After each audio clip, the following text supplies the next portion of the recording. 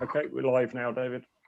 Okay, great. Good evening, everybody, and thank you for joining us for our Wednesday night live. This evening, I'm delighted to welcome Heather Daniels, who is joining us despite the weather.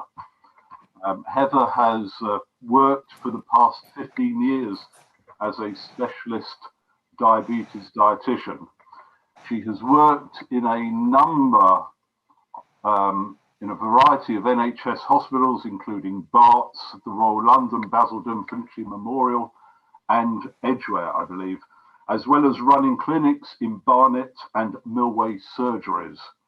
She is passionate about helping people regain control over their bodies and develop a way of eating for life. And I think certainly in this time of lockdown, that is very useful for it's certainly very useful for me and no doubt for a number of people. And I'm sure we will learn a lot this evening. Welcome, Heather, and the floor is yours. Thank you. Good evening, everyone. It's lovely to see so many people here this evening. As David said, I have been working as a dietitian for the NHS for the past 15 years. I currently work between Edgware Community Hospital and Finchley Memorial Hospital, specialising in type 2 diabetes and weight management. I also run my own private practice, which is called Expert Diet Advice, where again, I see people with type 2 diabetes and those looking to lose weight, lower their cholesterol, or just simply to improve their health. And the reason really for this talk this evening is that over the last 6 months or so, I've had increasing numbers of people calling me with their concerns that they're gaining weight, or maybe that their diabetes hasn't been very well controlled over this period of lockdown, and they're not quite sure what they should do about it.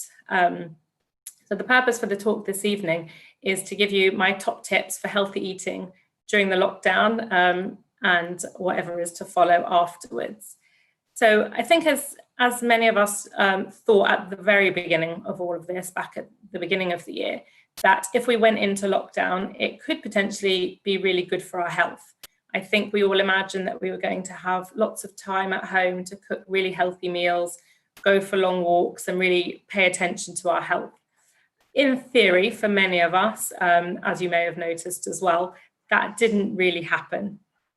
What actually happened in practice was that many of us were stuck at home, possibly working from home, maybe homeschooling as well. And being at home much more often actually made us eat more.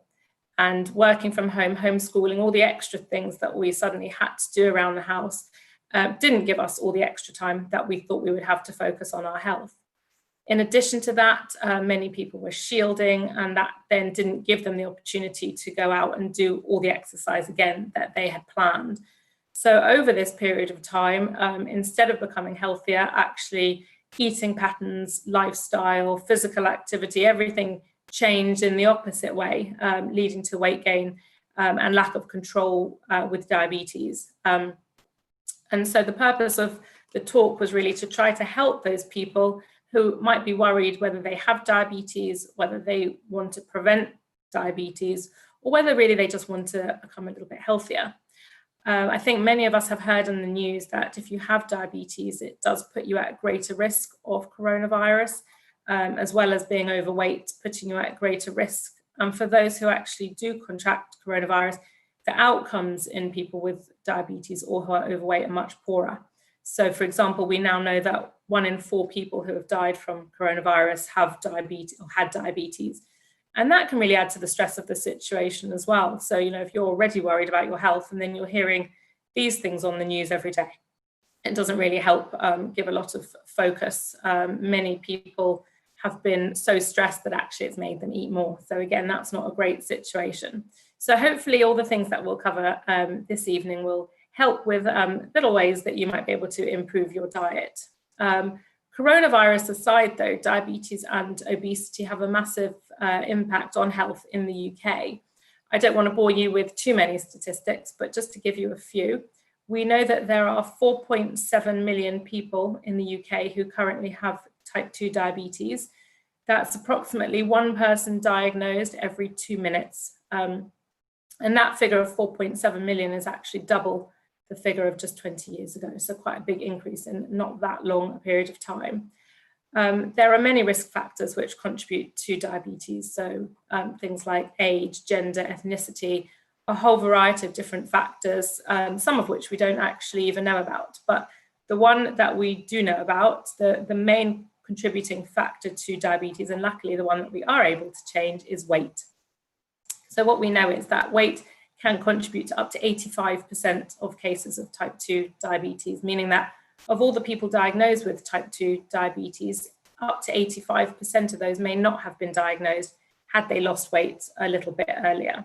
And approximately 2/3 of men and women in the UK are currently either overweight or obese. So losing some of that weight, even if it's not as much as you might have liked, but even 5 to 10% of your current weight as an initial goal will really play a big role in improving your health. So those are all the things that we're going to talk about this evening. And I think in short, that shows that there's never been a better time than now to get healthy. And so hopefully, as I said, we'll learn some tips along the way tonight. And feel free as we go along, if you'd like to put some questions in the chat box. When we get to the end of the session, I'll answer as many questions as I have time for. So just before we get started in talking about what we mean by healthy eating, and I think the all-important question that I get asked all the time is, what can I snack on, which we will definitely get to.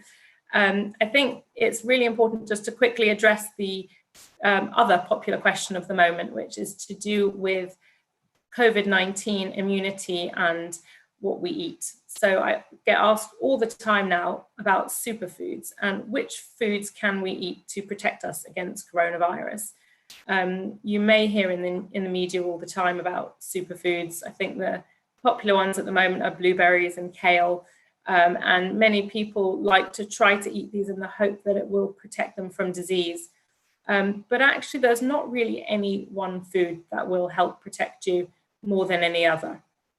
So what I mean by that is there's no one food that you can eat, which then means that you can then eat anything else you like and you'll be fine. Rather than boosting our immune system, what we really want to try to do is maintain a healthy immune system, especially now with coronavirus, but generally as well, just to help to keep us well. And that usually means eating a wide variety of different foods to make sure that we get all the vitamins and minerals that we need to keep our immune system healthy. So really no one food that I would suggest, but as we go along tonight, all the different foods which I'm going to talk to you about mean that you get as big a variety as possible.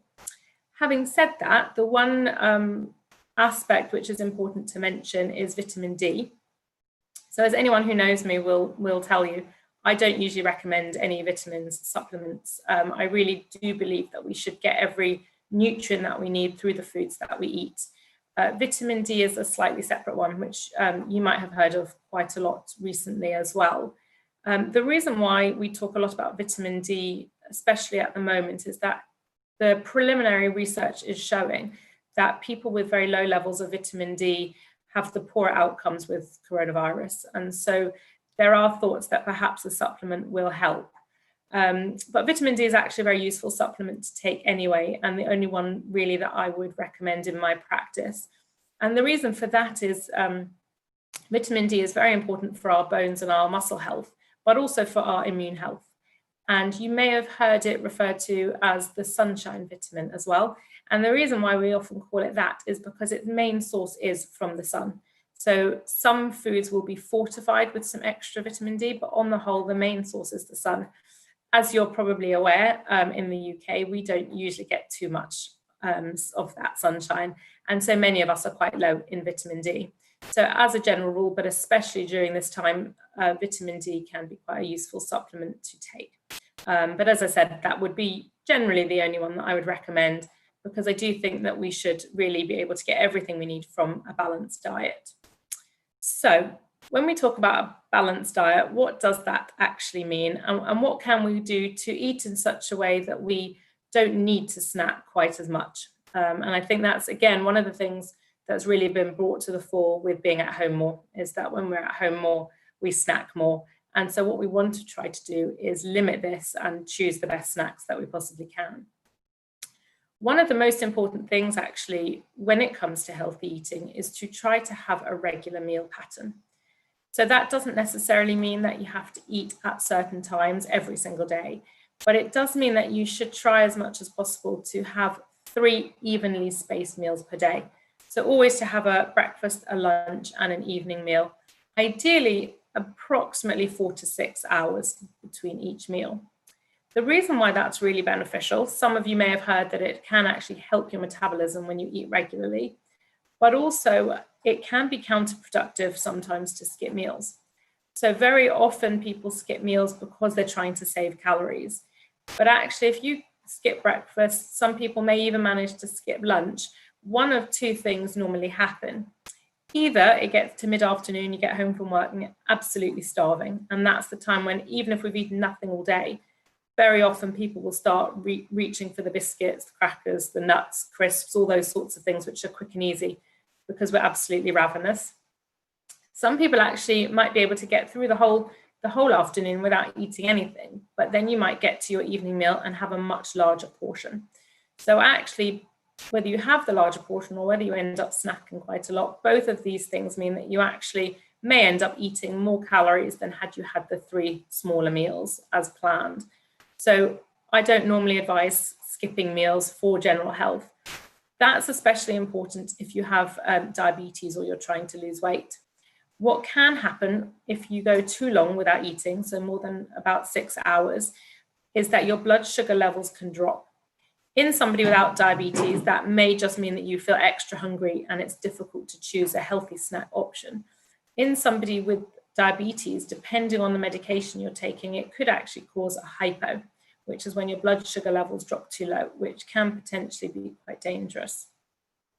What then will happen is actually if you go then to eat a very large meal, especially if it has a lot of carbohydrate, your blood sugar levels could spike. So that means a very sharp increase in blood sugar levels, which if you have diabetes, means that your blood sugar levels are not very stable.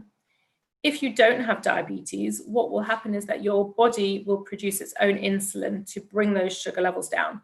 That means that you won't necessarily have this spike in sugar levels, but what you may not realize is in the background, that extra insulin that's been produced will promote fat storage. So in essence, that extra insulin does get rid of that extra sugar, but it stores it as fat instead. And that's why skipping meals actually make it more likely that you're going to gain weight. Your blood sugar levels may not be very well controlled in those who have diabetes. So always try to stick to a breakfast, a lunch, and an evening meal as much as you possibly can. The question then is, what should be in these well-balanced meals? So there are different food groups which we should try to include with each meal. The first one, which I'm going to mention, is probably the most controversial, and that's carbohydrates. I know many people, so many people actually, who come into my clinics are really, really worried about eating carbohydrate because they feel that they're really fattening. They'll make them gain weight, and if they have diabetes, they will increase their sugar levels too much. So by carbohydrates, I mean foods such as breakfast cereals, bread, rice, pasta, potatoes, all the starchy foods. And it's definitely right to say that all of these foods do turn into sugar once they're digested, or glucose, which is a form of sugar. And that's the fact, I think, that people know, and that's what worries people. What we do know, though, is that we do need some of that glucose for energy. So your body, all the cells of your body, need that glucose to be able to function properly. So carbohydrate in and of itself is not a problem. It depends on the type of carbohydrate that we eat and also how much of it. And you'll notice a common theme going through the talk tonight is that it's really largely to do with portion size of everything that we eat. So when it comes to carbohydrates, we've said that they do turn into sugar. The aim is really to choose the types which turn into their sugars more slowly. What that means is actually twofold. Because they turn into their sugars very slowly, you get a small trickle effect into your bloodstream. They don't cause a sharp spike, so you shouldn't see your blood sugar levels shoot right up. Also then, because they turn into their sugars more slowly, these are foods that should help to keep you full for longer as well. And that's something called the Glycemic Index, which some of you might have heard of, or the GI. And that's why they're useful foods to include just for weight loss, even if you don't have diabetes, because if you're eating foods which keep you fuller for longer, you should be able to manage smaller portions, and your need for snacking in between meals will be a lot less. So the type of carbohydrates that we would always recommend that you go for are going to be the whole grain versions. So for example, for breakfast cereals, it would be things such as porridge oats, Weetabix, shredded wheat. For bread, we always recommend going for the whole grain seeded granary breads. Rice, the basmati is a really good type to include, and potatoes, the little baby new potatoes or sweet potatoes would be really good choices for cooked food. And those are all going to be much higher in fiber as well. It's the fiber which actually slows down the rate of digestion. And again, that's why it's essential to include carbohydrates with your meals, because so many of us don't get the fiber that we need to keep both our digestive systems and our hearts healthy. If we don't eat carbohydrate, it can be really difficult to meet our fiber requirements. So going for the carbohydrates and making sure that they're the whole grain versions is the best thing to do to help to keep you full, keep your blood glucose level stable, and give your body really that energy that it needs. But portion size is key. If we eat the right foods, but we're eating too much of them, then our weight and our blood sugar levels will, of course, increase. But it can be really difficult to know what's considered a portion.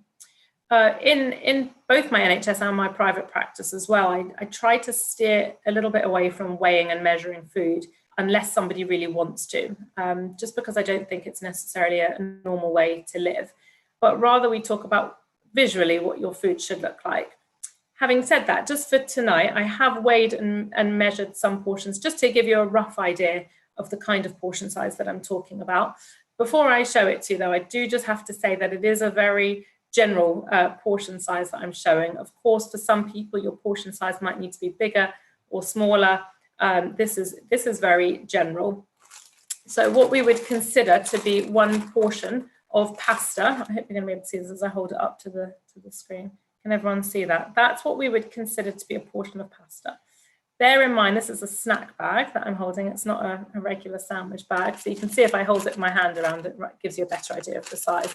So for anyone who's interested to know weight-wise, that's about 75 grams of raw pasta, which should about double once it's cooked. And that's what we would consider to be a average portion size for carbohydrate for somebody wishing to keep their weight and their blood glucose levels down.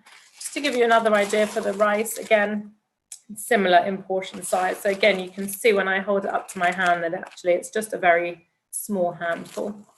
And a lot of people are quite surprised when I show them that portion because so many of us tend to fill our whole plate with pasta or spaghetti or rice. And actually, they may not realize that although these foods are good for us, the portion size is often a little bit too large. So for those who don't like weighing and measuring, the portion sizes that I just showed you on a standard dinner plate should take up about a quarter of a standard dinner plate. Okay, does that make sense to everyone?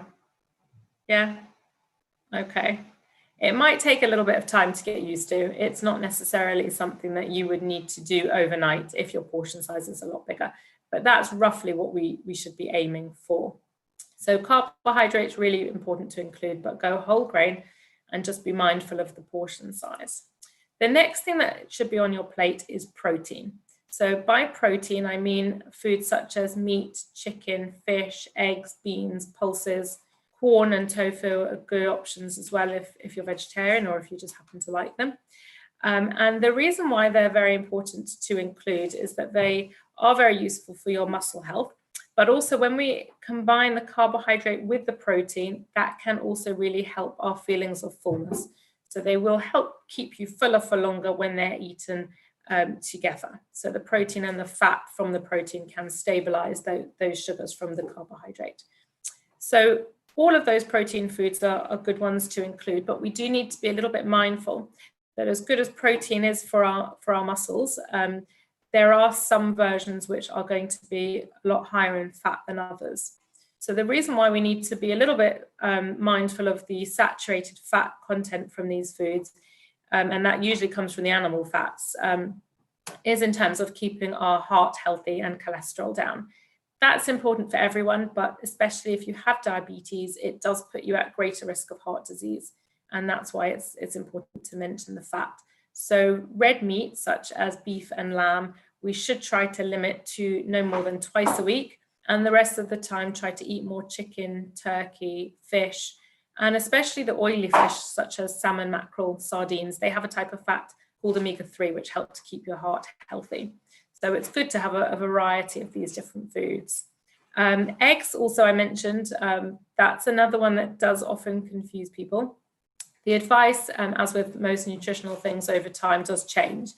And it did used to be thought that eggs caused high cholesterol. And I know lots of people still insist on eating their egg white omelets, but there's absolutely no need to do that. More recent research has actually shown that eggs do not affect your cholesterol as much as we used to think that they did. And so the recommendations now are up to about 10 eggs per week would be considered absolutely fine, as long as you're not adding too much extra fat to cook them in. So again, when it comes to the portion size, we need to be a little bit conscious of how big the portion of meat or chicken is that we're eating. And again, similar to the carbohydrates, it should be approximately a quarter of a dinner plate. So you've got the quarter of a plate of carbohydrate and a quarter of your plate should be protein as well. So as you can probably calculate yourselves, that leaves half of your plate still empty. And that half of the plate needs to be filled with plenty of vegetables, as I'm sure you've probably guessed. Vegetables are a really good source of vitamins, minerals, fiber, but they're also really good in acting as a plate filler. And what I mean by that is if you fill your plate with plenty of vegetables, you're leaving less room then to be tempted by having too large a portion of the meat or the potatoes. And that can be really helpful. What I do find from people who come to my clinics and don't eat a lot of vegetables is that they don't end up having half an empty plate or any empty spaces. It does just get filled with the meat and potatoes. So rather than making your portion sizes too small and being really hungry, making sure that you fill up on plenty of vegetables means that your plate ends up being full and you feel more satisfied, but without all of the extra calories from the meat and potatoes. When we talked at the beginning also about immune health and keeping your immune system healthy, and I said to try to make sure to have a wide range of foods, to have lots of different vitamins and minerals, eating plenty of different vegetables and large portions of them is a really good way to try to do this. That, again, for your meals can be cooked vegetables, it can be a salad, either one is fine. And, the more the better as far as vegetables are concerned. So a balanced meal then, just to summarize that part of it so far, should be approximately a quarter plate carbohydrate, a quarter of your plate should be your protein, and half of your plate should be vegetables. That's for weight loss and to maintain, to reduce blood glucose levels. If you're somebody who doesn't have diabetes, or your diabetes is really well controlled, or you're somebody who's underweight, or very happy with your weight, we would go maybe more for a third, and a third. It's more when you want to lower your blood glucose levels and lower your weight that we reduce the carbohydrate and replace that with a little bit more vegetables. Is everyone with me so far with a balanced meal? Yeah, okay, a few thumbs up, excellent. Okay. So the reason why the balanced meal is really important is, apart from all the things that I've just mentioned about the benefits of each of those foods, if you're having a really well-balanced meal with foods that should help to keep you full, that means that the need for snacking should be less. Now, that doesn't mean that you shouldn't snack at all. It just means that you're hopefully not going to reach that point of being so starving that it's really difficult to make a good choice.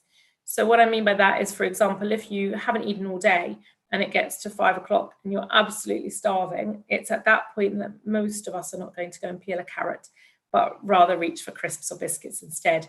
If you don't allow yourself to get to that point of being so starving, it's going to be much easier to make a healthy choice. And it's probably, again, no surprise for you to hear that I would always recommend, as a great snack option, is fruit. The benefit of fruit is that they have lots of vitamins, minerals, and fiber. So they can actually be a really good addition to your diet without adding too many extra calories. And that's really what we're looking for with a snack. So no one should have to feel that they have to go from one meal to the next and that snacks are a bad thing. Snacks can be a good thing. especially as we said before, if you're going to get to your next meal and be absolutely starving and your portion size is that much larger, you're better off actually having a small snack in between. The key with the snack is actually to have a snack that's going to add some benefit to your diet. So it should have some nutritional value, but it also shouldn't be large enough that it's a mini meal. You want to give your blood sugar levels a chance to come down in between meals before it goes back up again. So it really should be something small and nutritious to actually get you from one meal to the next. So a piece of fruit is a really good option. If you have diabetes, again, portion size is important even for fruit because of the natural sugars. There's not a problem with eating fruit, and we don't restrict the type of fruit anymore. So it's quite outdated to say that somebody with diabetes shouldn't eat bananas or shouldn't eat grapes. You can eat any type of fruit you want, but just try to stick to no more than one fruit at any one time. So one portion of fruit would be, for example, a medium-sized apple, 2 tangerines, 10 grapes. That sort of portion size would be considered one portion. And you can have 3 to 4 portions across the day, but just try to spread them out as much as you possibly can. And go for fresh fruit rather than dried fruit as well. Again, with the meals, like we said with the meals, if you combine the carbohydrate with a little bit of protein, it can be a lot more satisfying. So for example, having some fruit or some vegetables with a little bit of protein will make it much more filling as a snack. So for your apple or any fruit that you wanted to have, if you combine that with, say, a low-fat yogurt or maybe a small handful of nuts, that will be a lot more satisfying than the fruit on its own. Vegetable sticks, you could combine that with some low-fat cream cheese, low-fat cottage cheese, maybe some hummus. And again, you'll find that it's a lot more filling than just the vegetable sticks on their own. Again, with the nuts, we need to be a little bit more mindful of the portion size. Nuts are, again, like superfoods, they've become really fashionable. And it is fair to say that they do have lots of good fats. They're full of protein, they're full of fiber, and they're actually a really good snack option to have. But I think portion size is key because we can end up eating quite a lot of nuts and we don't really realize how much we're having and maybe how many calories we're consuming. So again, just to show you what a portion size of nuts looks like, you can see that well. If I shake it down, you can see again, this is a snack bag, so you can see it fits into my hand quite easily. This is 30 grams of nuts. And 30 grams of nuts is actually about 150 calories. So it just shows that with certain foods, we can actually end up eating a lot more than we realize, just because we think, nuts are good for us, so we can eat as much as we like. But actually, what the studies have shown is that despite all the good fiber, fats, protein, all the things that we've mentioned, over about 30 grams, which is the portion size I showed you, you actually, the disadvantages are going to outweigh the advantages because you're going to end up more than likely from gaining weight from doing that. So nuts are great, just be mindful of portion size. And actually these little snack bags are a good tip to try to include. If you have foods such as nuts, which you do want to try to include, keeping them in a little snack bag can be really useful. That means that they're portioned out and ready. Otherwise, as you may have discovered yourselves, that when you go to eat some nuts, you can quite easily eat at least that before you've even put the bag away. So having those snack bags can be a really useful thing to include just to help with your portion control for your snacks. Again, another snack that people often like to have, which again in the right portion size can be fine, is chocolate. So dark chocolate, probably didn't think I was going to mention chocolate as a snack option, but dark chocolate is going to be a better option than milk chocolate as far as a snack is concerned. Again, it might look quite a big portion, but it's quite thin. So it's the Lindt chocolate, it's very thin, and it's about 30 grams again.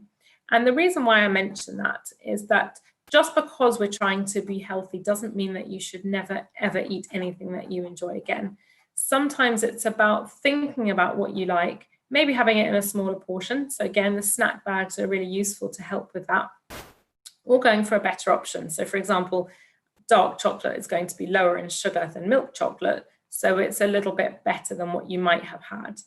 And again, another tip which I often give people is that if you do want to have a little treat so that you're not overly depriving yourself, if you decide to say limit your sweet things or your treat to once per day, keep that treat for the very last snack that you have of the day.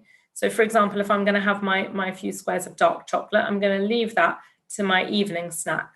And the reason why that can be really helpful is that if you decide that you're going to have that chocolate once per day and you've had it at 10 o'clock in the morning, you're going to find it really, really difficult to keep on track for the rest of the day and resist temptation. Whereas if you know that you have that one little treat coming later, it can be much easier to stay on track. So I would say that's a really useful tip to try to help keep things, you don't want to overly deprive yourself, but again, keep that treat small so it's not going to undo all the work that you've done earlier in the day as well. So as I said, snacks should be small and nutritious, but that doesn't mean that you should never have anything you enjoy. As I said, it can be sometimes with diet, rather than aiming for the perfect diet, what we're actually aiming for is something better than we were having before. And as long as you're making improvements, that's really beneficial. So I've got just a few other visuals to show you because I think they're quite useful. If you wanted to make a healthier choice, for example, when we look at the fat content, one small individual pack of crisps can have the equivalent of 10 grams of fat. Can everyone see that? That's 10 grams of oil in that test tube. That's what it looks like when you eat a bag of crisps. The same amount of in weight of pretzels will only give you 1 gram of fat. So you can see that's going to be a better option without completely depriving yourself. Likewise, if you wanted to have a digestive biscuit, that has 3 grams of fat in comparison to something like a breadstick, which has none. And just to look at that in comparison to something else, this one here is 8 grams of fat. That's just the amount of fat that you would find in 1 rugelach. So I know when I did a talk a year or so ago in my own shul in Mill Hill, the amount of rugelachs eaten at the shul kiddush went down massively after that because everybody remembered what this test tube looked like. So it's sometimes just not about cutting everything out, but about making alternative choices to make your diet a little bit healthier than it was before. So once you have your 3 well-balanced meals, you've got your healthy snacks in between. It's really, sometimes you can still find that, of course, there are days when maybe things don't go quite as well. Maybe you're gaining weight or you'll find that you're not losing weight. Maybe if you're checking your own blood sugar levels, you're noticing that you're having spikes and you're not quite sure what's going on. Another tip that I would really recommend trying to do is keeping a food diary. So before anyone panics, because I know most people hate keeping food diaries, I don't suggest in any way that you should keep a food diary every day for the rest of your life. But it is important if you're not sure why things are not going quite the way that you had wanted to. I always suggest to people, keep it just for a day or two at a time.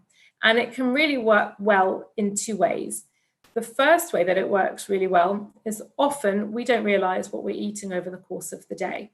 When I ask people to recall what they've eaten in a day, most people remember their meals and you're probably likely to remember any large snacks that you've had. But especially now when we're all at home a lot more, we're going into the kitchen, you might just have a few nuts here, a cracker there. Those very small snacks are much more difficult to recall. When you see them all written down on a piece of paper at the end of the day, that often can give you the clues as to where things might not have been going very well. The other way that it can actually be really useful is just to refocus you.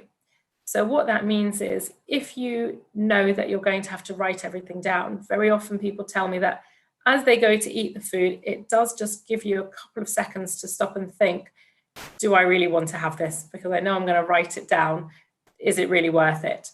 And yes, sometimes you might decide that it is and eat it anyway. But even if sometimes, just sometimes, you actually decide, you know what, it's not worth it, then that's still an improvement. So I always say to people, just keep the food diary just for a day or two. And often that can be really, really good just to refocus and see where you might need to make some improvements. So that will cover then all of your meals and snacks. But what you drink can play quite a large role as well. Keeping hydrated is so important for all the cells of your body, even with, if you're looking at working to help your concentration, it's quite difficult to concentrate as well when you're dehydrated. But many people confuse thirst with hunger as well. So we eat when actually we're thirsty. And especially as we're coming into the winter, you don't have those same triggers to drink that you do in the summer when it's nice and hot. So it's really important, especially during the winter, to try to remember to drink more. Ideally, we should be aiming for approximately 2 litres of sugar-free fluids per day, and ideally water wherever possible. They can, as I said, sometimes we do confuse thirst with hunger. So if you find it very difficult to remember to drink, especially during the winter, a good time to remember to have a glass of water is before each meal and snack. Firstly, that will serve as a trigger, so you know when you're about to have a meal or a snack, that reminds you actually you should have a glass of water as well. But the other benefit is that it can take the edge off your hunger. So if you have a glass of water before a snack, you might decide sometimes with a snack that you don't actually need a snack. And if you have a glass of water before your meal, it can just help curb excess hunger and mean that your portion size might be just a little bit smaller if you don't have if you're not quite as hungry as you go into that meal.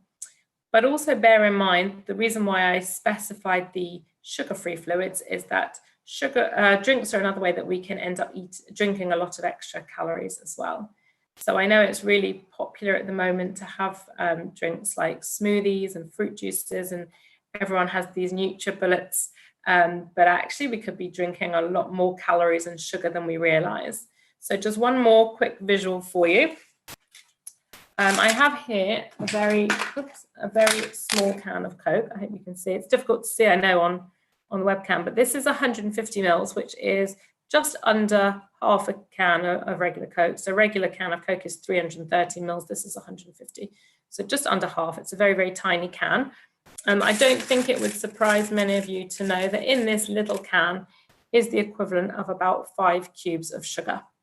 So I think most of us know that drinking regular Coke is quite sugary.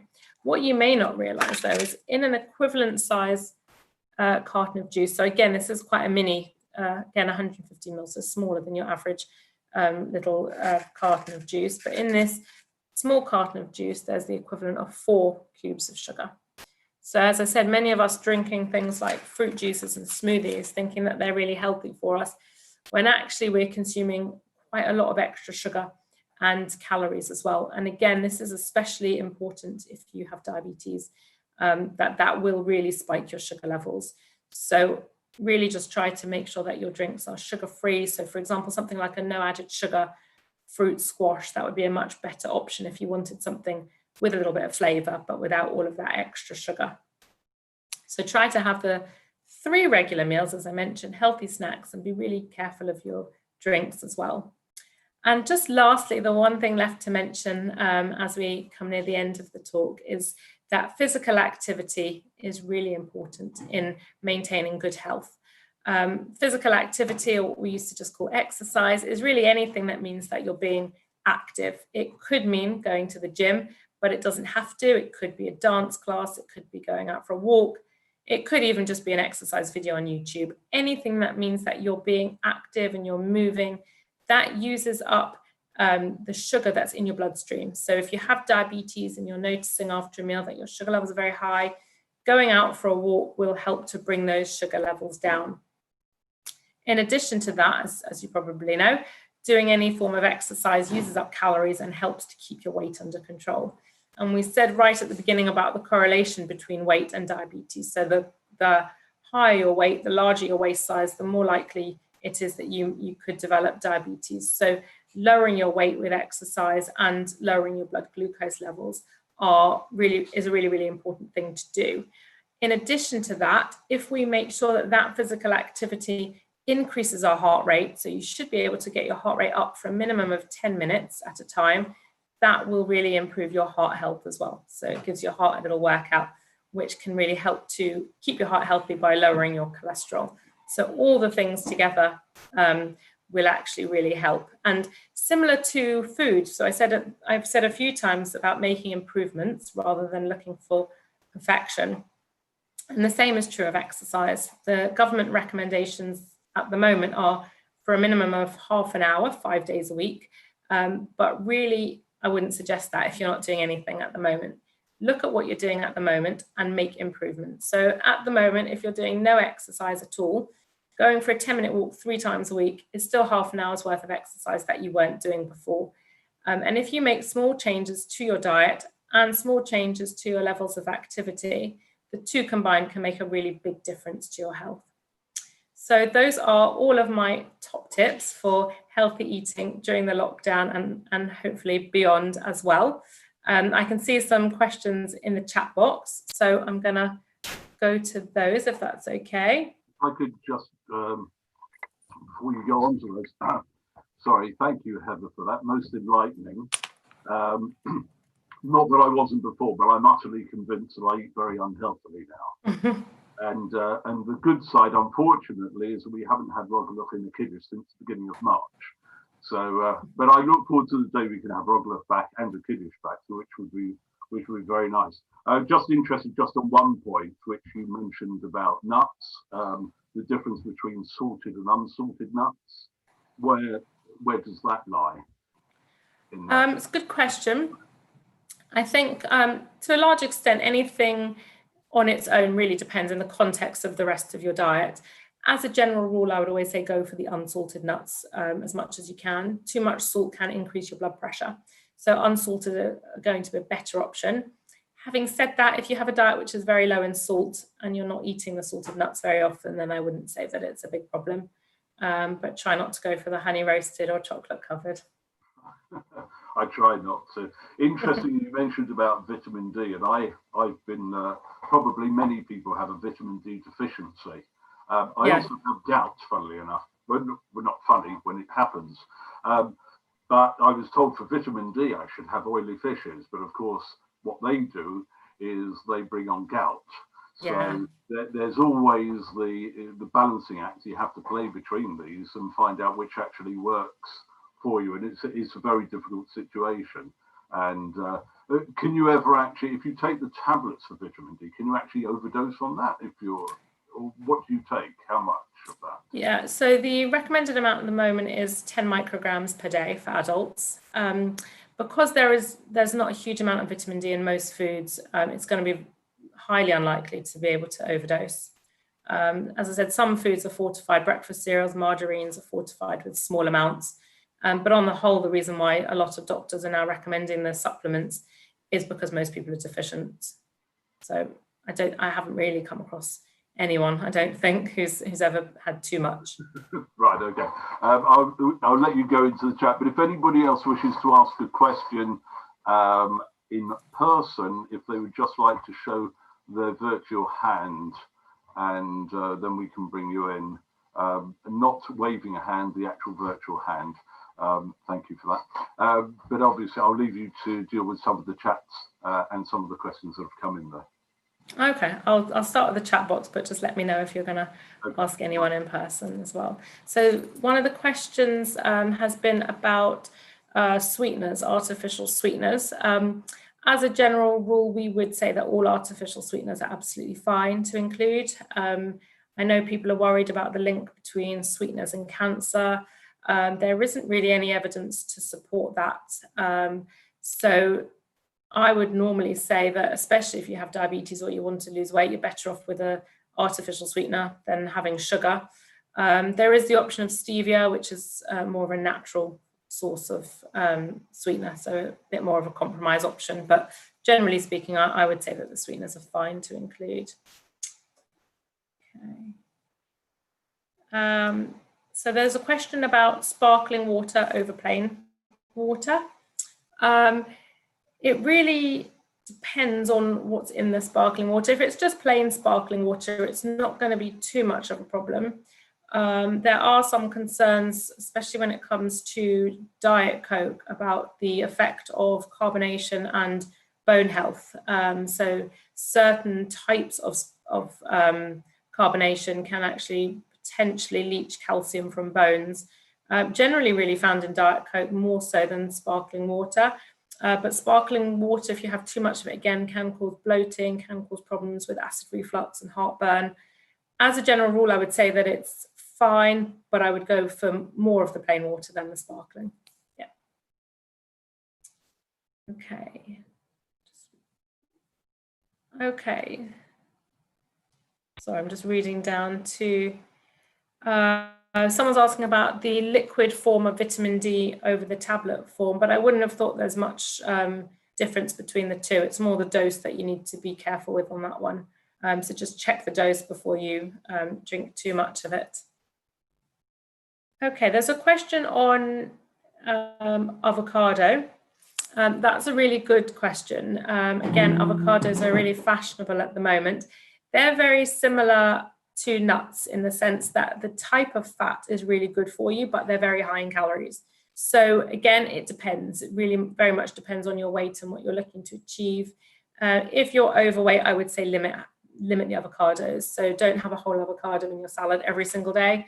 But you know, if you wanted to have a few slices in your salad and you're not eating it every day, then that would be absolutely fine. Just be mindful of the portion size. If you're underweight, it's a really good way to add calories without adding a fat that's going to be bad for your heart. So it's a good source of fat, but it's just got a lot of calories. So it depends on what you're hoping to achieve.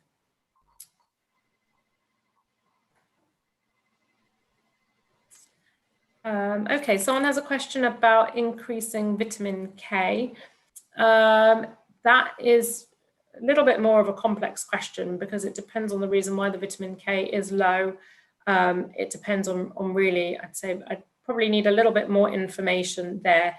There are lots of foods which are quite high, but it would depend on what your levels are and why they're low as to whether food will really help or whether you would need a supplement. You're very welcome to message me afterwards with the specific details of that if you want a more specific answer for that. I'll put my email on the chat if that's okay at the end.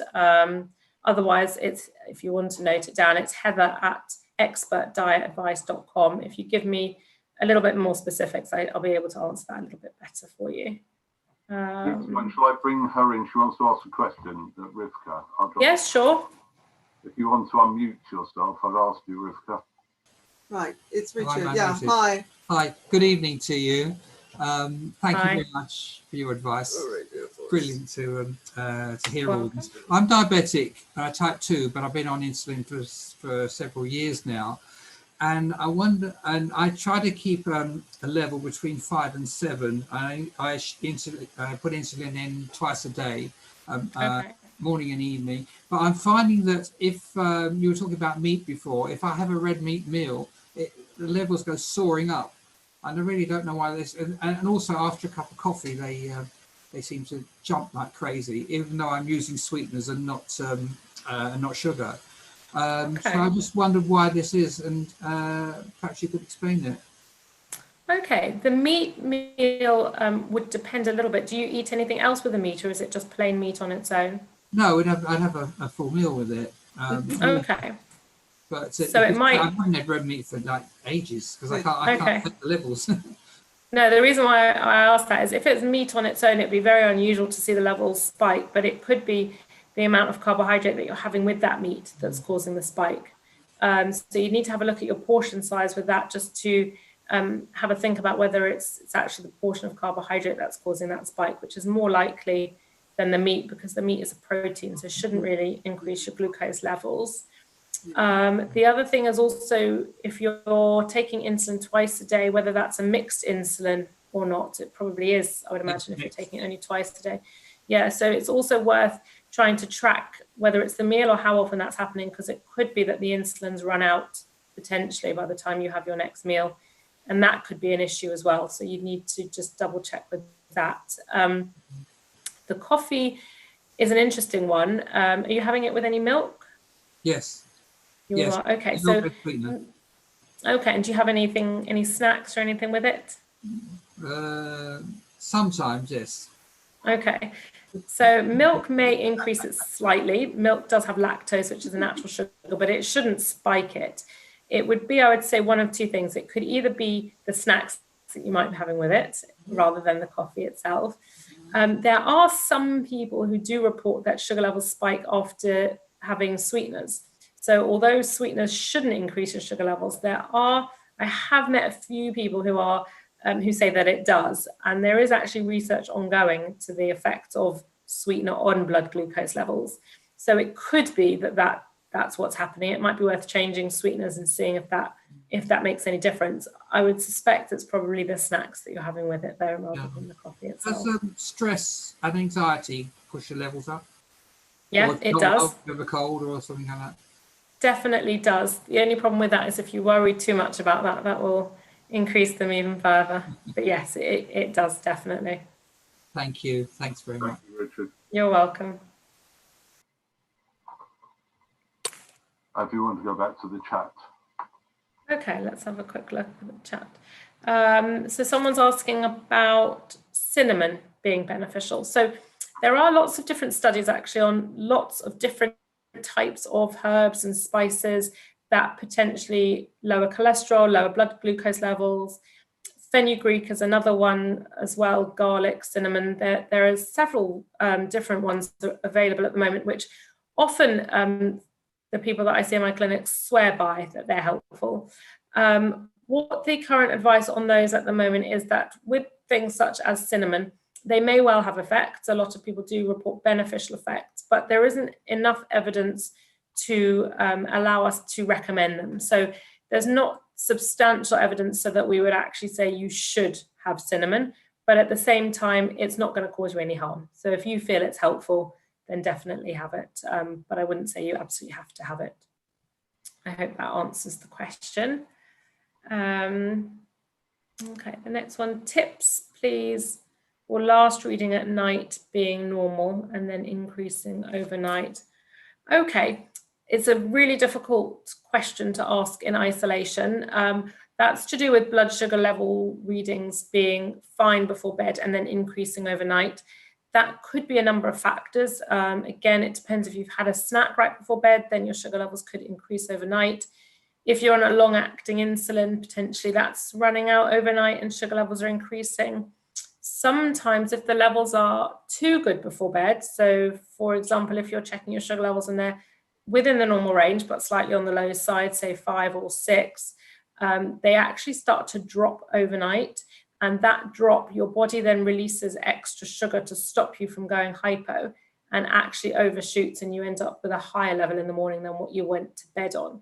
Some people in those sorts of circumstances find that having a small snack before bed or reducing your insulin with your evening meal slightly can make a difference. So going to bed, for example, on a 7 or 8 might mean that you wake up with a better blood sugar level than if you'd gone to bed on a 5 or 6. Again, I'm giving you that advice, but I don't have that much information from you. So if you need more specific advice, feel free just to drop me a line and I can hopefully discuss that with you in a bit more detail. You mentioned about having 3 meals a day. The research recently during the lockdown or during COVID-19 has shown that people sleep a lot less, which means their waking hours are greater. So people get up earlier. So the eating pattern changes. And why I think people tend to snack more is because the gaps between their meals are that much greater. And it's about how you achieve the healthiness within that diet because you're awake for so much longer. And obviously, more and sleeping less, does that give a propensity to increase your weight as well? Yeah, it definitely can do. Again, it depends what you're snacking on. If you're awake for more hours during the day, but you're more active, then you may actually need extra calories. It depends what you're doing. If you're awake for longer, but you're just sitting at your laptop, then you wouldn't actually need many more extra calories. So I think one of the keys here is the regular meal pattern with those whole grain carbohydrates. So keeping your blood glucose levels stable between meals hopefully should help with those feelings of hunger. But part of it is actually just to do with being a little bit more prepared. So making sure that you have plenty of healthy snack options in the house can be really helpful. So for example, if you make sure that you have, say, chopped vegetables in the fridge or all your fruit is already washed, things like that mean that actually when you're hungry, you can grab something healthy rather than then have to think about it. And the more water I do find helpful as well in between those times, just to kind of tide you over. Because obviously even with the healthy snacks, you don't want to be snacking constantly all day long. But I think the lockdown hasn't been kind with regards to our health in all of those different ways. No, and I know that Hut Solar have been promoting people going out to walk more and giving them Fitbits of sorts. So they've had people walking far more, and I know that certainly early on in the lockdown, people were walking. Yeah. Certainly in the month of April, people were walking an awful lot. But as the traffic came back and the fumes came back, people walked less. It's yeah. It's the balance and just getting it right. Obviously, you understand it. We all try to understand it, and we follow our. Yeah. It can be difficult. I think especially, you know, we had a exceptionally nice summer, which did mean that exercise was that bit easier for anyone who didn't find it too hot. But now going into the winter, the darker evenings, it can be really difficult. And that's why I would say try to fit things into your day as much as you can. You know, even if you decide to go on YouTube and find a video there, all those things that you can actually do without even having to leave your house could, I mean, I know it's probably had enough of being in the house at the moment, but those are just little ways to try and help get through the winter and still manage to do some kind of physical activity. It could even just be things like, you know, if you've got, say, lots of laundry that you need to take upstairs, don't take it all at once, but make several journeys. It's just really trying to fit as many different things in as you can. So it's not, as I said, it's not always about perfection. It's about making things as good as you possibly can, or at least better than they were before. Okay. I think you've got some other questions in chat. Okay, let me have a quick look. Okay. So advice about exercise. For those who exercise regularly, what do you recommend as the best types of exercise? I can't really advise you on specific types of exercise because it would depend on your general health. I always say, make sure you check with your GP before you start. But from my point of view, really anything that means that you're more active than you were before is really what you're aiming for. So try to get your heart rate up for a minimum of 10 minutes at a time. It can even just be, as I said, going for a walk, a YouTube video. Start small, so maybe start 2 or 3 times a week. Once that's part of your routine, you can always look to do more. But I don't think that the type is so important, but more just to make sure that you're being active in whatever way you're able to. Yeah, okay. So the last question on the chat at the moment is about natural bio yogurts. Greek, is one better than the other? So yogurts are really important.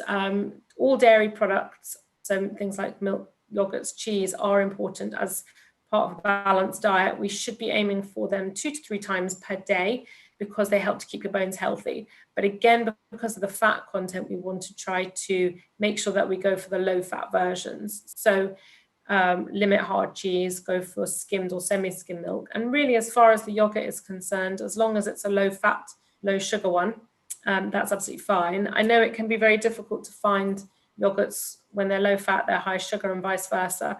But something like, as you said, a 0% Greek yogurt, as long as it's plain, it should be very low sugar and low fat as well. So that would be a perfect choice. There'll always be a little bit of sugar in yogurts because of the lactose, the natural sugar found in milk. But if you choose the plain version, it shouldn't have any added sugars. So a Greek yogurt would be a good choice, a low fat one. Does anyone have any other questions? Should alcohol be avoided at all cost? I know that there have been doctors who've recommended a glass of red wine a day. Alcohol, it would really, again, all these things are dependent. I think there are definitely health benefits to things like red wine. Most people will tell you that there's probably not enough of a benefit to start drinking if you're not currently drinking, but I think lockdown has led many people to start drinking anyway. All I would say is to be a little bit careful with the portion size. So we would say for alcohol, limit it to 2 to 3 units. A unit is half a pint of beer, pub-sized measure of spirits, or a very small glass of wine. We're talking about that much as about a unit. 2 to 3 units per day, and always a couple of alcohol-free days as well. Bear in mind that alcohol is quite high in calories, and if you do have diabetes, it can spike sugar levels, and it can then drop sugar levels later on as well. So alcohol, as long as you are having some alcohol-free days, then in what we're not meant to call moderation, so as long as you're not having more than the 2 to 3 units per day and a couple of alcohol-free days per week, it is fine as part of kind of a normal life. What I would say though is that, especially if you have diabetes, it's good to have the alcohol with your meal as opposed to on its own. Then those sugars get absorbed with the food much more slowly than if you drink on an empty stomach. But yeah, I wouldn't say that you have to avoid alcohol forever, but maybe not a bottle of wine a night either. How many types of diabetes are there?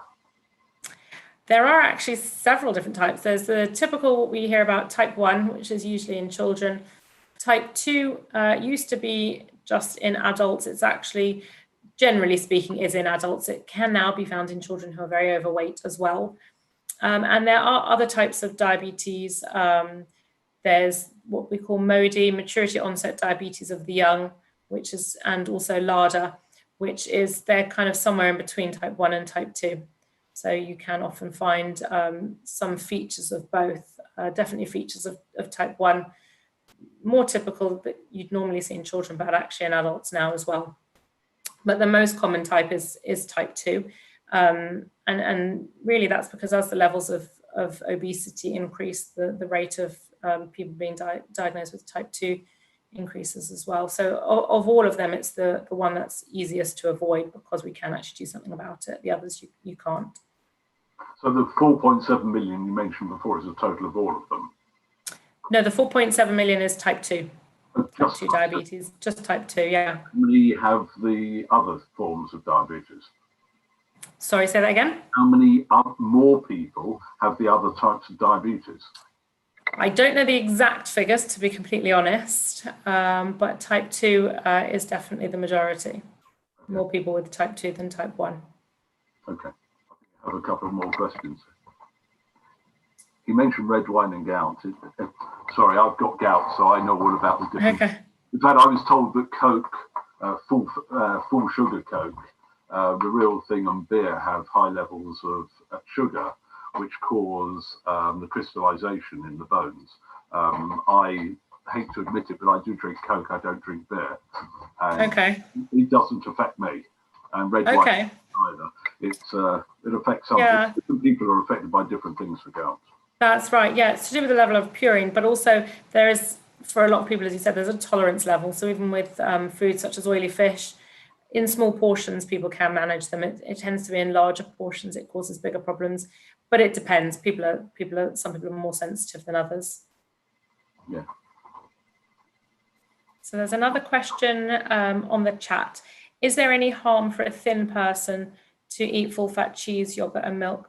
I would say to that, first of all, being thin doesn't necessarily mean you're healthy. So the reason why we try to limit the fat content is more to do with our heart health. So you could be very thin and have high cholesterol.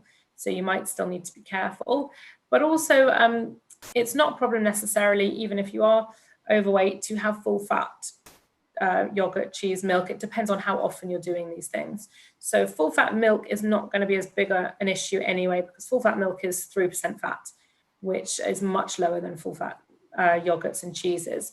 On the whole, I would say that it's best to choose the lower fat versions just to keep your heart as healthy as possible. Even if you are slim, even if you do have low cholesterol, you don't need that extra fat.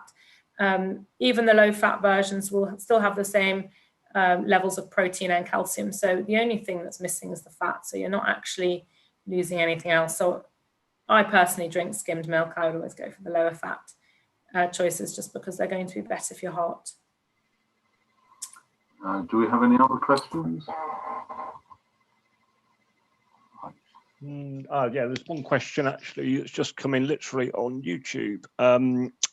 So it's Vivid, and I've got Crohn's, high cholesterol and blood pressure. Actually, no, it is not a question. Yeah, sorry, no, not a question as such. More just a comment. So. Okay. David Oliver, you wanted to ask something. You want to unmute yourself? Yeah. Hi, Heather. Hi, Heather. Hi. I'm a couple of pounds overweight. Well, okay, more than a couple of pounds. But I do exercise. I don't walk a lot. I walked on, David was talking about the Hapsala walk a couple of months ago now, and I went on it and I was doing 10,000 steps a day, which I didn't realize how far it was, but anyway. The first week I lost 4 pounds, so I was ecstatic. The second week I put on 3 pounds, and that's where it stayed for the rest of the month. What did I do wrong? Again, that's quite a difficult question to answer. It depends probably what you were eating as well at the same time. If you then, the problem with exercise sometimes is that people feel that it makes you hungry and then you eat more. So in the first week, if you've lost weight, which is excellent, but then if it's made you hungrier, because obviously you're burning off more calories, you just need to be careful with portion size again and snacks to make sure that you're not replacing all those calories that you've used up by eating more as a result. So it's eating. Walking 10,000 steps with a burger and chips in your hand doesn't work either. No, sadly not. You're not Be good if it did though. Do we have any other? And we've got somebody joining us now. They've just arrived. Yeah.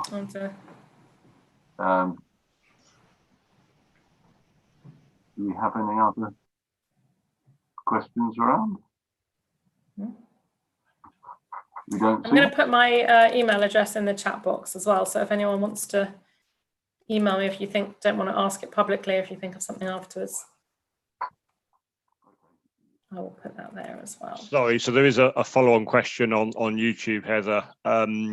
Okay. So yeah, this person's got Crohn's disease and high cholesterol and blood pressure, and so she doesn't really eat because she's not got taste or smell because she had a brain hemorrhage, and the question was, what is there anything you would recommend her eating?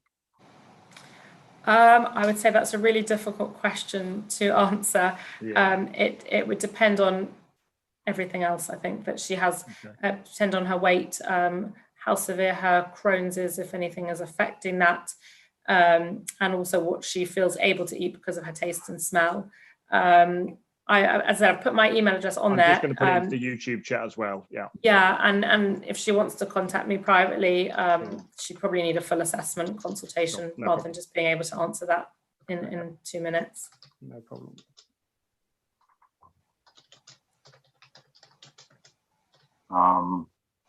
Flora, sorry, there's one other person wants to ask a question, if I can find that. Flora, if you'd like to unmute yourself. No, I just want to make a comment, if I may. I've done, as you know, many marathons. I walk them. I don't exercise. I'm underweight maybe. I don't exercise a lot, but I would like to tell people that this thing about going to the gym and working out and things like that, research has shown, and I'm sure Heather will bear me out, that these short little brisk 10-minute here and there, obviously with doctor's advice, for some people a brisk 10-minute walk could, God forbid, do harm, is much more beneficial than hours at the gym. And you're not hungry after 10 or 15 or 20 minutes. And that's all I do. And I've got through marathons by doing that. People don't believe me. They think I go for hours walking, but I don't. And I wonder if Heather has any evidence on that. In other words, in short, you don't have to go on these long walks and go to the gym and exercise every day, because David has proved it in a way. He must really work very hard because he's a very good fellow. I know him. And in the end, he got hungry and he may have eaten more. So perhaps Heather will give you her comments. I think it really depends. I think that as long as it's a minimum of 10 minutes, that's fine. Some people like going to the gym. As far as mental health, it can be quite good. I think whichever works better. If it's going to make you hugely hungry and you find the shorter bursts are better, that's fine. Other people maybe don't have very active lifestyles and find that difficult to fit in. So really, as long as you're moving, I think whichever works better for you is really key. And I think really, to sum up tonight, I think the message that I hope everyone takes away with them is that as long as you're making small improvements to what you're currently doing, whether that's what you're eating or your activity levels, that's the best way to try to get healthy. Just make changes and keep improving. Finally, I'd like to thank you, Heather, for a very enlightening and informative talk. And I think we've all gained something from it, certainly all the people on here. And there have been lots of people on and lots of comments. And It's been an enjoyable evening, and I thank you for your time. And Welcome. I wish you well. I wish you healthy through the rest of this pandemic, however long it lasts. Hopefully, it will be gone sooner rather than later. I hope so. Thank you for having me, and I hope everyone found it useful. And as I said, feel free to email me any other questions that you might have if you think of them later. Thank you. Okay. All right. Take care and good night. And thank you everybody for being here with us this evening and joining us. And I'm sure you've all enjoyed Heather talk as much as I have. And it's been a wonderful evening. We look forward to seeing you next